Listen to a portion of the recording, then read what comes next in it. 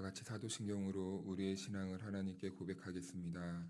나는 유일하신 아버지 하나님, 천지의 창조주를 믿습니다. 나는 그의 유일하신 아들, 우리 주 예수 그리스도를 믿습니다. 그는 성령으로 잉태되어 동정녀 마리아에게서 나시고 본디오 빌라도에게 고난을 받아 십자가에 못 박혀 죽으시고 장사된 지 사흘 만에 죽은 자 가운데서 다시 살아나셨으며 하늘에 오르시어 전능하신 아버지 하나님 우편에 앉아 계시다가 거기로부터 살아있는 자와 죽은 자를 심판하러 오십니다. 나는 성령을 믿으며 거룩한 공교회와 성도의 교제와 죄를 용서받는 것과 몸의 부활과 영생을 믿습니다. 아멘. 찬송가 490장 주여 지난밤 내 꿈에 다 같이 찬송하겠습니다.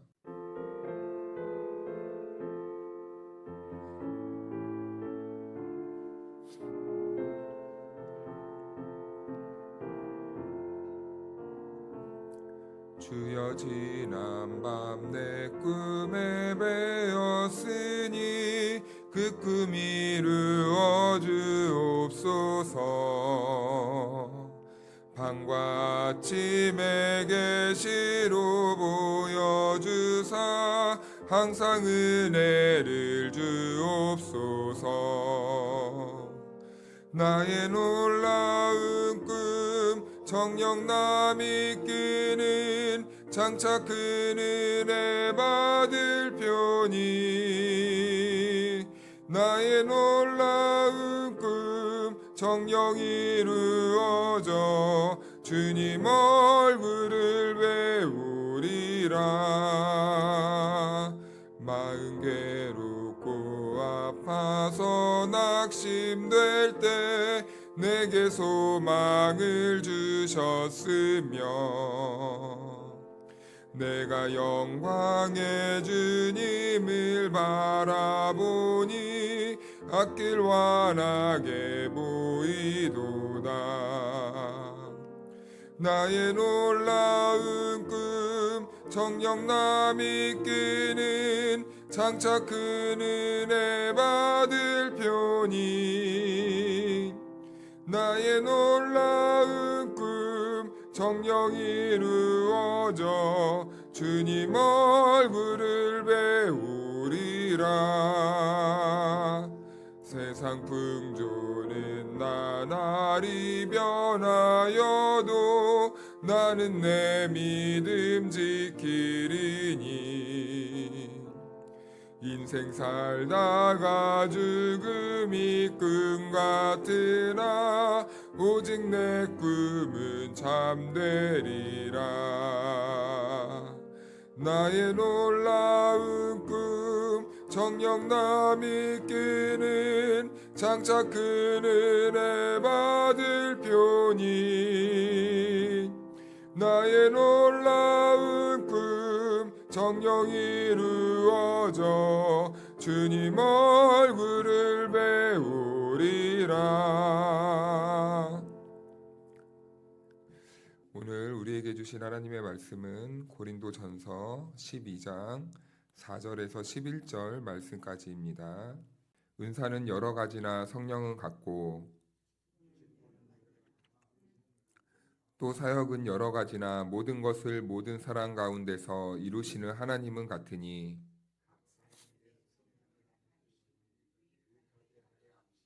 어떤 사람에게는 성령으로 말미암아 지혜의 말씀을, 어떤 사람에게는 같은 성령을 따라 지식의 말씀을,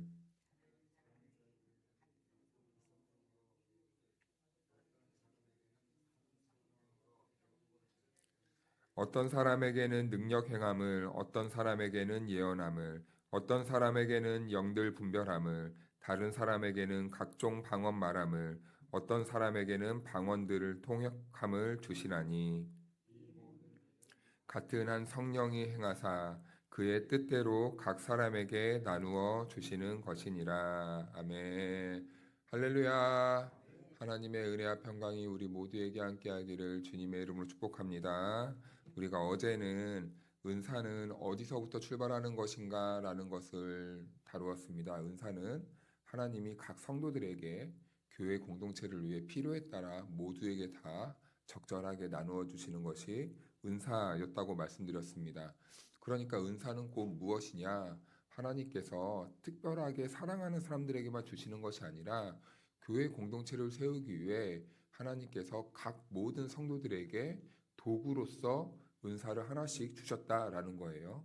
그래서 어떤 사람들은 우리가 잘 아는 것처럼 뭐 특별하고 신령해 보이는 어떤 능력 행하는 뭐 신유의 은사라든지 통변의 은사라든지 아니면은 뭐 이런 영분별의 이런 은사라든지 아니면 방언의 은사라든지 뭐 이런 우리가 비상식적인 이런 좀 표현을 하자면은 굳이 표현을 하자면 우리가 우리의 이성으로 생각하기 힘든 어떠한 그 특별한 능력과 같은 그런 은사를 주시는 경우도 있고 또 어떤 사람들은 굉장히 우리가 볼 때는 사람들이 생각할 때는 조금 이렇게 하찮아 보이는 뭐 마음이 유순하다든지 아니면 말을 참 잘한다든지 아니면 이 사람은 어딜 가든 화평의 도구로 쓰인다든지 또 어떤 사람들은 가면은 뭐 행복하게 하는 이런 은사가 있다든지 어떤 사람들은 똑똑한 지식이 많은 은사 또 어떤 사람들은 돈을 많이 버는 은사 또 어떤 사람들은 봉사를 잘하는 은사 이런 식으로 하나님께서는 은사를 다 각각 주십니다. 그래서요 성도로 부름받은 사람들은 은사가 없는 사람들이 없는 거예요. 다 은사가 있는 것입니다. 그런데 고린도 교회 안에서는 이것을 잘못 오해해서 은사를 계급화시키고 그리고 이것을 어느 정도 좀 이렇게 선을 그어서 뭐 특별한 은사 그리고 일반적인 보편적인 은사 우리가 생각할 때 보편적인 은사들을 약간 좀 하등히 여기면서 좀 약간 무가치하고 쓸모없는 사람들 이런 식으로 교회 안에서 선을 그어 놓았다라는 겁니다. 그런데 이 모든 은사를 하나님께서 우리 성도들에게 다 각각 주신 이유는 딱 하나입니다. 하나님 예수님의 그 피값으로 세워진 이 교회 공동체, 그리스도의 몸 되는 교회 공동체를 잘 세우기 위해서 다 은사를 주셨다는 것이지 그 이상도 그 이하도 아니라는 겁니다. 그래서 오늘은 그 은사 가운데 한국 교회에서 많이 논쟁이 되고 있는 은사 중에 하나가 바로 방언이에요. 방언.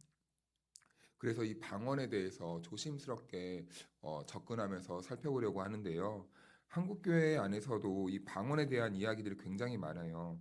어떤 교회는 방언을 매우 강조하고 어떤 교회에서는 방언을 매우 조심스럽게 다루기도 하고 또 어떤 교단에서는 이 방언은 이미 끝났다. 아무것도 아니다. 이 시대에 나타나는 것은 그건 가짜다라고 이렇게 말을 하는 교단도 있습니다. 그렇다면 우리는 이러한 논쟁이 있을 때 항상 우리들에게 기준이 필요합니다. 어떠한 이러한 사회에서 그리고 우리가 이 신앙생활을 할 때 이런저런 얘기가 있는데 이런저런 이야기가 있을 때 우리들에게 기준이 되어야 될 것은 무엇입니까?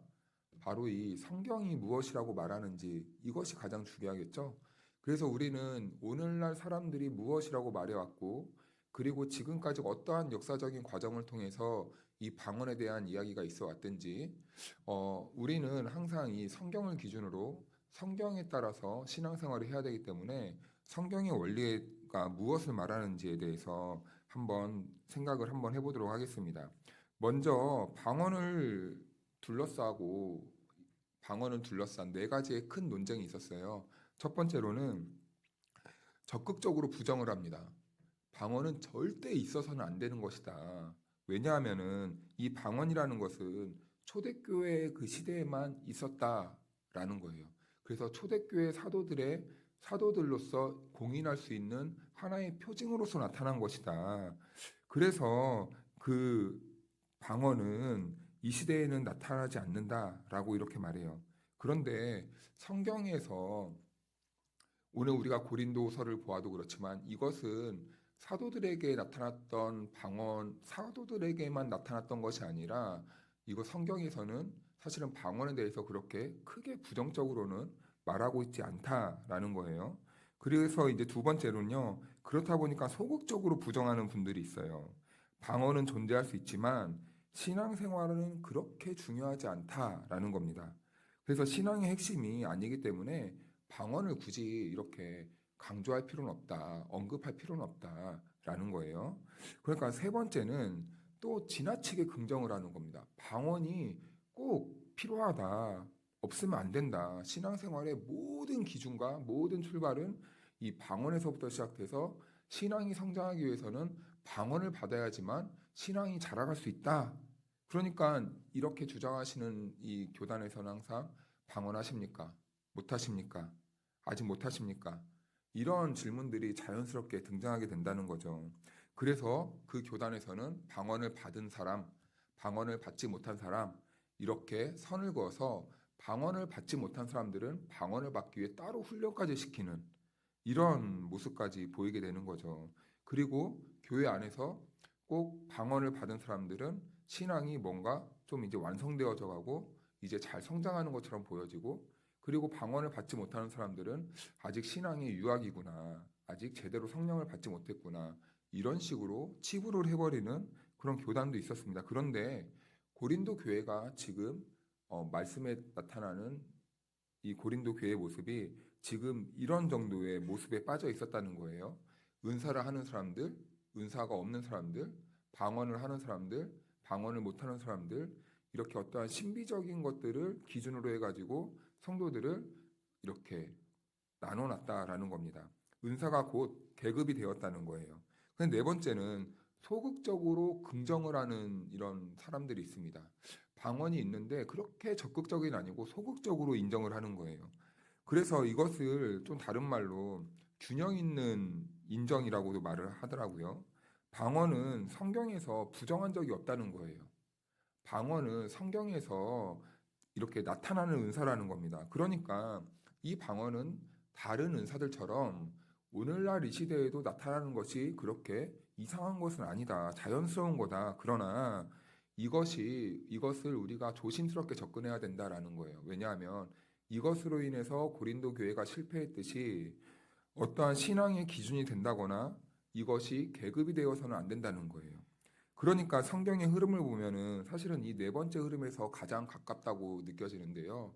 우리가 방언이 모든 신앙생활의 기준이 아니라 이 방언 또한 하나님께서 각 성도에게 필요에 따라 주시는 은사이기 때문에 어떤 사람들은 받는 분들도 있고 어떤 사람들은 못 받는 분들도 있다라는 겁니다.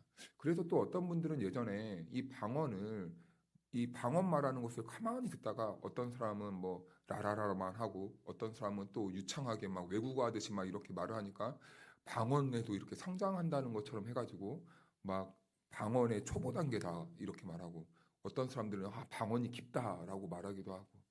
그런데 또 우리가 가만히 생각해보면 방언도 이 언어 중에 하나지 않습니까?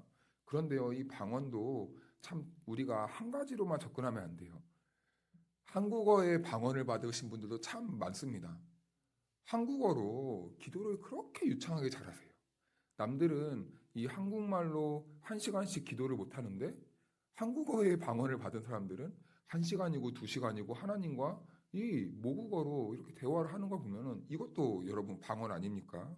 그래서 우리가 어떠한 방언이라고 생각을 할 때 꼭 우리가 익숙하게 알고 있는 어떠한 획일적인 방법으로만 우리가 접근을 한다면 우리 신앙생활에 그 기준이 잘못될 수도 있다라는 것을 항상 염두에 둬야 된다는 거죠. 그래서 방언에 대한 오해는요, 대부분 여기서 시작하는 거예요. 내가 경험한 것이 최고구나. 내가 경험하고 내가 직접적으로 알게 된 것이 최고다라고 이렇게 생각할 때 항상 이 어그러지게 되는 거예요. 사실은 이 우리가 성경 말씀을 이해할 때도 목사님들 중에도 가끔 그러신 분이 있는데 내가 아는 지식이 최고야라고 해가지고 다른 이런 논쟁을 굉장히 좀 하찮게 여기고, 그리고 다르게 말하는 사람들을 되게 이상하게 보는 이런 분들이 있어요. 하지만 저도 매번 조심스러워요. 왜냐하면요, 이 말씀을 준비한다는 것은요, 하나님께서 그 각 목사에게 주신 어떠한 시선이라든가 관점이라든가 살아온 배경이라든가 아니면 어떤 교수님을 만나는가에 따라서 이 성경의 틀을 이해하게 되고, 그리고 그 안에서 성경을 해석하게 되니까 사실은 다양하고 엄청 방대한 이런 이론 중에서 하나밖에 채택할 수밖에 없는 그 한계가 있다라는 겁니다. 그렇기 때문에 항상 이 말씀을 준비하거나 전할 때는 항상 그래도 더 조심스럽고 더 기도를 많이 할 수밖에 없는 거죠. 사실은 이 같은 구절 한 구절만 보아도 이론들이요 수십 페이지, 수백 페이지가 되는 그런 경우도 있어요. 그런데 그곳에서 제가 이렇게 한 숟가락 이렇게 떠왔는데 그것이 맞다라고 강조한다면 안 되지 않습니까? 그래서 어떤 견해를 말할 때도 항상 저는 이런 것들이 있습니다라고 최대한 조심을 하는데 아무튼 제가 이런 신학의 지식에도 그런 상황이 있다라는 거죠. 그래서 내가 하는 것이 전부가 아닐 수도 있다라는 이러한 입장을 가지고 항상 우리도 신앙생활을 한다면요. 그때부터 우리가 이 신앙의 폭이 넓어져요. 상대방도 이해하게 되고 상대방도 받아들이게 되고 상대방도 수용하게 되면 그때부터 우리의 신앙이 점점점 이렇게 더 풍성해지는 그 은혜를 맛보게 되는 거죠. 어떤 목사님들이 청년들과 함께 이 시각 장애인들이 모여 있는 이 교회를 섬기기 위해 시골로 내려갔어요.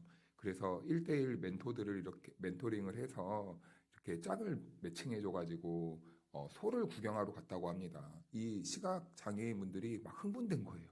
우리가 그 말로만 듣던 소를 직접 만지러 가는구나.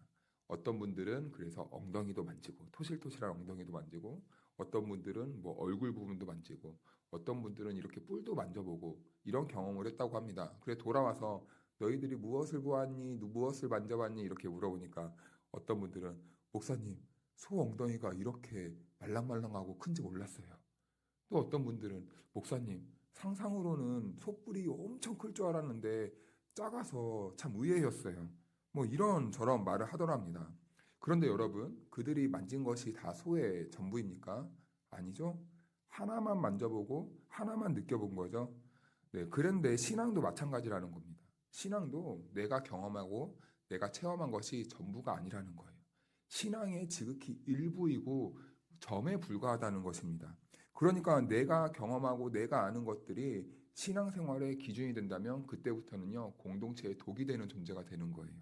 그래서 바울은 이렇게 말해요. 고린도전서 우리 13장 12절 말씀을 한번 찾아볼까요? 같이 읽겠습니다. 시작. 우리가 지금은 거울로 보는 것 같이 희미하나 그때에는 얼굴과 얼굴을 대하여 볼 것이요. 지금은 내가 부분적으로 아나 그때에는 주께서 나를 아신 것 같이 내가 온전히 알리라. 아멘. 바울도요. 우리가 부분적으로만 알고 있다라고 이렇게 말을 하는 거예요.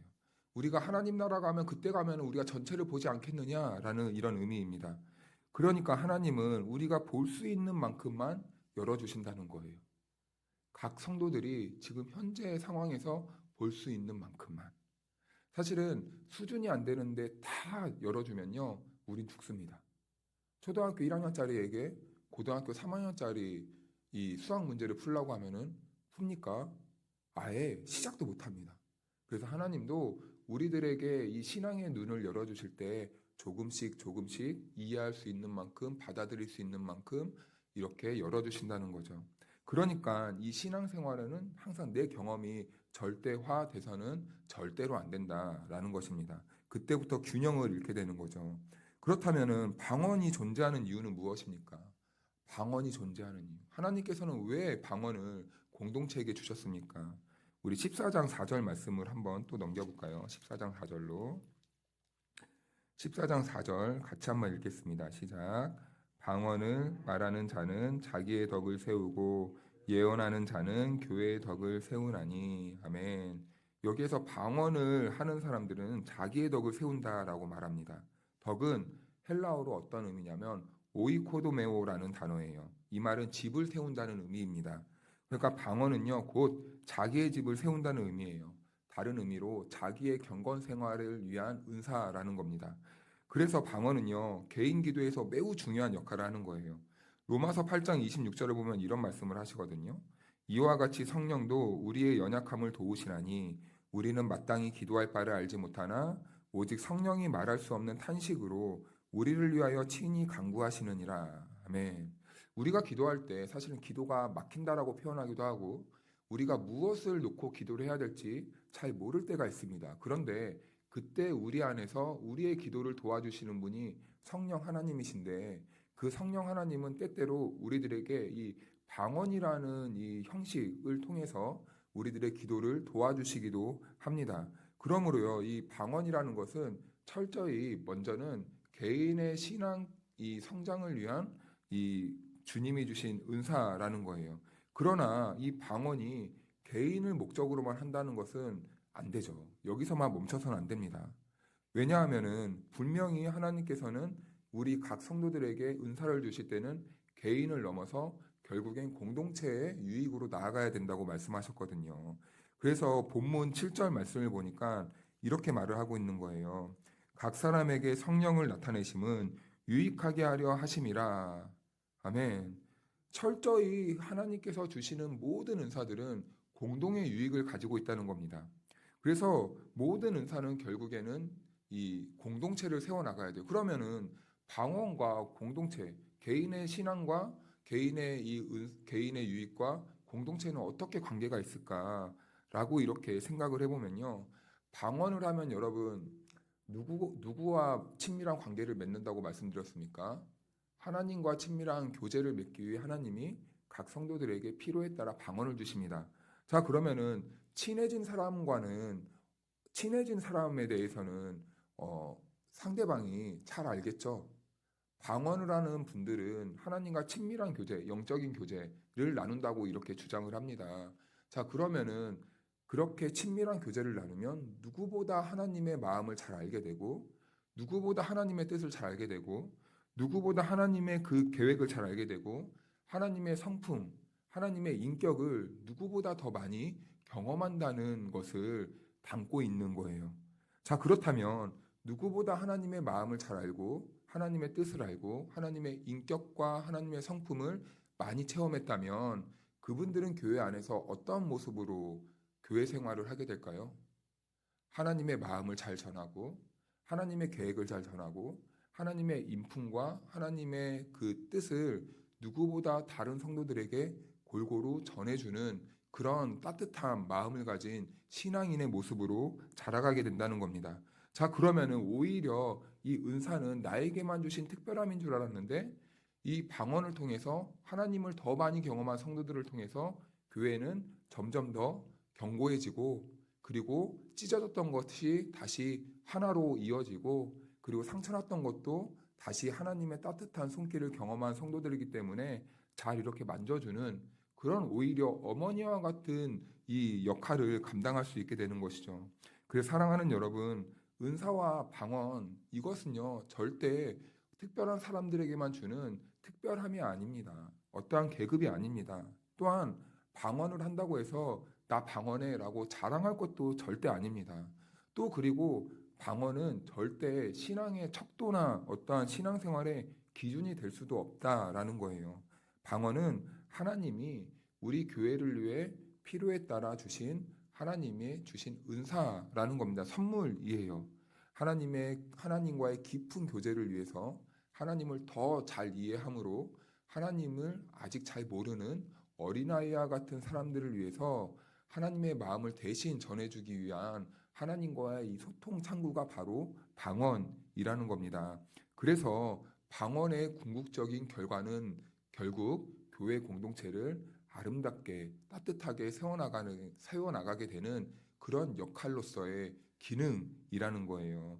그래서 고린도서 13장 13절은 이렇게 말하지 않습니까? 그런즉 믿음, 소망, 사랑 이 세 가지는 항상 있을 것인데 그 중에 제일은 사랑이라. 12장도 은사, 14장도 은사장입니다. 그런데 중간에 사랑이라는 이 은사에 대한 이야기를 하고 있어요. 이 은사의 모든 핵심과 축은 사랑이어야 된다라는 겁니다. 우리가 어떠한 신령한 은사를 하고 방언의 은사를 하는 것은 결국엔 사랑으로 교회 공동체를 세워나가기 위해 하나님께서 각 성도들에게 주신 선물이고 은사라는 거예요.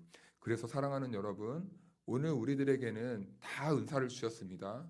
이 은사를 통해 결국 우리가 해야 되는 일이 있다면 먼저는 예수 그리스도의 영광을 드러내고 우리가 교회 공동체를 살려내는 그러한 목적으로 하나님께서 은사를 주셨습니다. 그러니 오늘도 은사를 받은 저와 여러분들이 이 땅에 존재하는 모든 교회를 위해 그리고 하나님께서 세운 이 세상이라는 교회를 위해 그리고 작게는 우리가 모여서 함께 예배하는 이 예배하는 교회 공동체를 위해 아름답게 쓰임받는 복 있는 저와 여러분들의 삶이 될 수 있기를 주님의 이름으로 축원합니다. 기도하겠습니다. 거룩하신 하나님 아버지, 오늘도 말씀을 통하여 은사를 바르게 이해하게 하시니 감사합니다. 우리에게 주신 은사가 나의 신앙의 자랑이나 기준이 아니라 교회를 세우고 사랑을 흘려보내는 통로임을 잊지 않게 하여 주옵소서. 주님, 우리의 경험을 절대화하지 않게 하시고 언제나 말씀 앞에서 겸손하게 하시며 성령님께서 우리 안에서 역사하실 때 예수 그리스도만 높아질 수 있도록 인도하여 주옵소서.